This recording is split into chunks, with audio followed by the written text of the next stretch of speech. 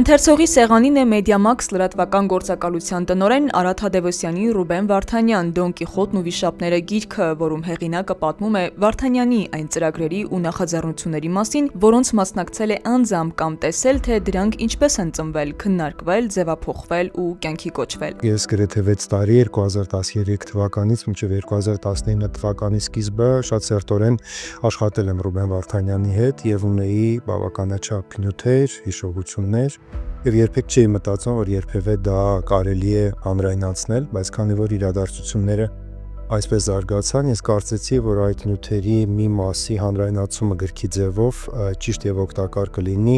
Ռուբեն Վարդանյանի կերպարը, նրա հայացքների էվոլյուցիան ներկայացնելու համար։ Մի հարկի տակ են հավաքվել Վարդանյանի ընկերները, իր հետ աշխատած, առնչված ու չառնչված մարդիկ տարբեր կարծիքներով ու հուշերով կիսվելու համար։ Գիրքը անկախ լրագրողական աշխատանք է, հեղինակը այն գրելու մասին առաջին անգամ մտածել է, երբ 2023 թվականի սեպտեմբերին ադրբեջանցիները ձերբակալեցին Ռուբեն Վարդանյանին։ Երկրորդ անգամ, երբ 2024 թվականի օգոստոսի 31-ին Նիկոլ Փաշինյանը ասաց, որ պետք է հասկանա, ով եւ ինչ նպատակով եւ ինչ երաշխիքով են նրան գործուղել Հայաստան եւ Լեռնային Ղարաբաղ։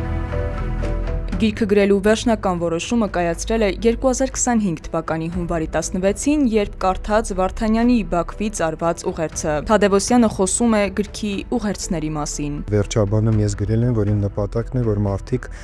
միգուցե այս գրքի միջոցով իրեն ճանաչեն, ոչ թե սիրեն, հիանան եւ երկրպագեն, պարզապես ճանաչեն եւ ճանաչելով իրենց դիրքորոշումը կազմեն։ Կարծում եմ ուղերձներից մեկն այդ է։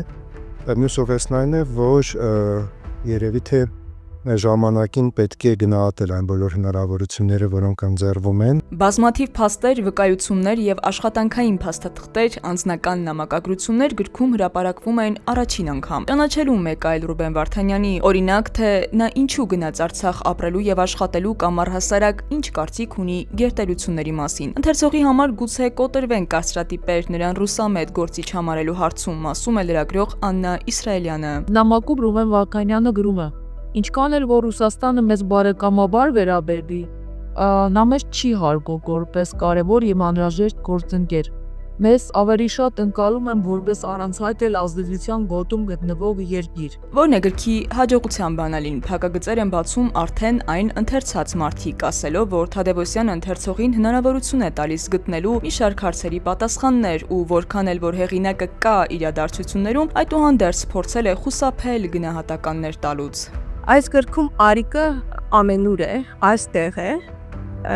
բայց միևնույն ժամանակ նրան հաջողվել է ներսի մարդ լինելուց վերածվել անաչառ վավերագրողի։ Գրքում առանձնացված են տարբեր ժամանակաշրջաններում արված հարցազրույցներից հատվածներ, որտեղ օրինակ այժմ Բաքվի բանտում պահվող Վարդանյանն ասել է. «Վաղ թե ուշ ինչ որ մի լուրջ մարդ պետք է ինքն իրեն զոհաբերի, որքան ուշ դա տեղի ունենա, այդքան ավելի վատ կլինի ամբողջ ազգի համար»։ Իսկ որպես գրքի վերջաբան Թադևոսյանն այնուամենայնիվ ընտրել է նրա հարցազրույցներից այս լավատեսական հատվածը։ «Ես բացարձակ լավատես եմ եւ հավատում եմ, որ չնայած բոլոր դժվարություններին մենք շանս ունենք, բազմիցս ասել եմ, որ 21-րդ դարը հայերին մեծ հնարավորություններ են ձեռում։ Մենք պետք է կենտրոնանանք եւ օգտագործենք դրանք»։